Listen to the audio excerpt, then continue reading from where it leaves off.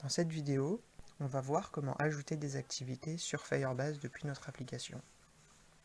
Tout d'abord, on va aller dans appmodule.ts. Voilà, maintenant, quand je veux envoyer l'information des activités vers Firebase, il faut que je remplisse la partie import de ngModule.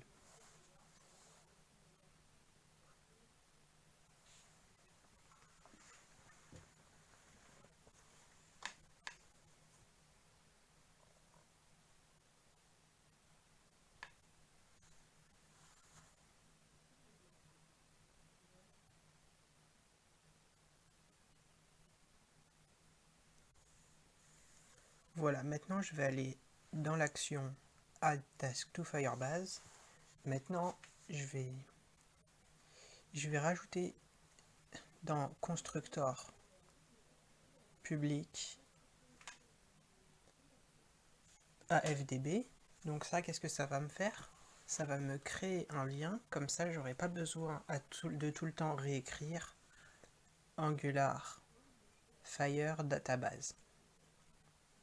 J'aurai juste à écrire AFDB et je pourrai l'utiliser. Ensuite, dans mon action Add Task to Firebase, après avoir envoyé l'action MyTask dans la console, je vais ensuite envoyer mes informations sur AFDB, c'est-à-dire Angular Fire Database, donc envoyer mes informations que je viens de remplir sur Firebase. Donc qu'est-ce qu'on va faire? On va créer une liste dans notre projet Firebase. Cette liste, elle va s'appeler To-Do et Push, donc on va les ramener dans la liste.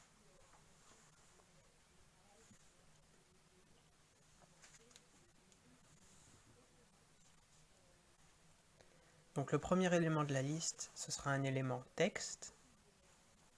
Dans cet élément, on va mettre MyTask, donc l'activité qui va être décidée dans la liste des choses à faire. Le deuxième élément, ce sera la date, donc la date du jour. Ici, on l'appelle Today, mais il faut la déclarer. Donc on va la déclarer dans Export Class Homepage.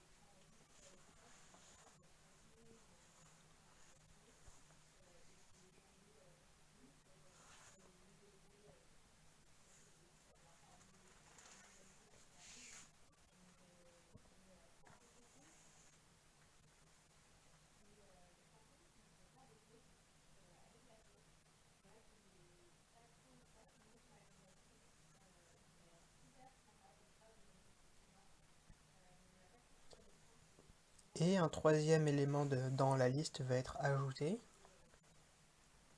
C'est l'élément checked, donc coché, parce qu'on aura l'opportunité de cocher une action si jamais on l'a faite, mais qu'on n'a pas envie de la supprimer.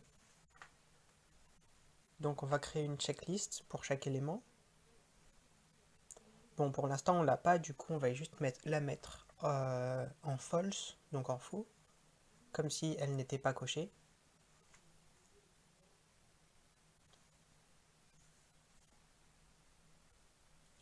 Voilà, maintenant on met essai, on l'envoie.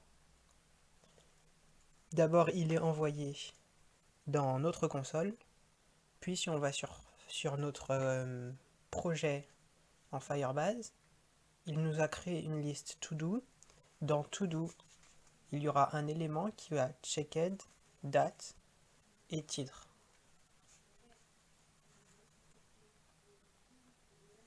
On voit que notre application elle est bien connectée à notre projet Firebase et il n'y a aucun problème.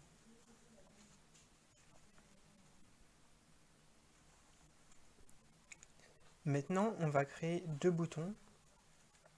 Un bouton ajouter et un bouton annuler. Le bouton ajouter, ça va nous ouvrir notre espace pour pouvoir remplir notre activité, tandis que notre bouton annuler, ce sera annuler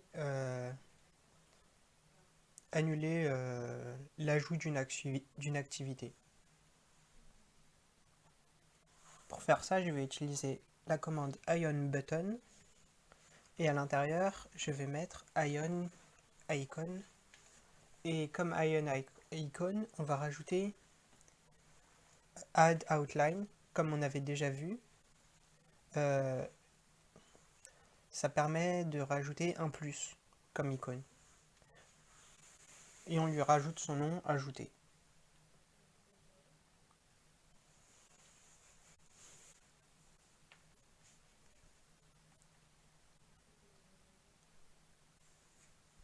Pour le bouton annuler, on fait la même chose, sauf qu'on écrit annuler à la place.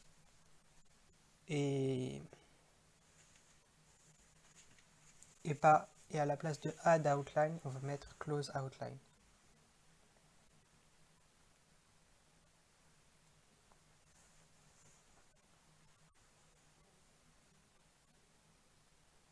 Voilà. Comme on le voit encore sur Ionic Icon, la commande s'appelle close outline.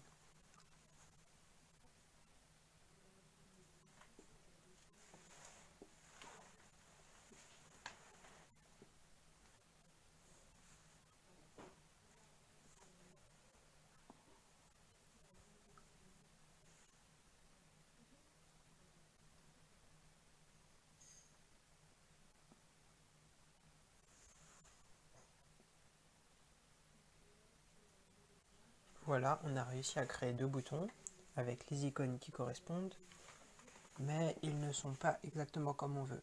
On voudrait qu'ils prennent toute la distance possible et surtout qu'ils aient des couleurs qui correspondent à leur action. Donc pour ajouter, on va lui mettre une couleur verte. Donc dans le bouton, on va mettre color success, parce que success, ça représente du vert. Et le deuxième bouton, annuler, on va le mettre en rouge. Donc on va écrire color danger. Et ce n'est pas tout, on veut aussi que les deux boutons ils prennent toute la distance possible. Donc ils prennent tout l'espace disponible en largeur. On va utiliser la commande expand égale bloc. Donc il va prendre tout le bloc.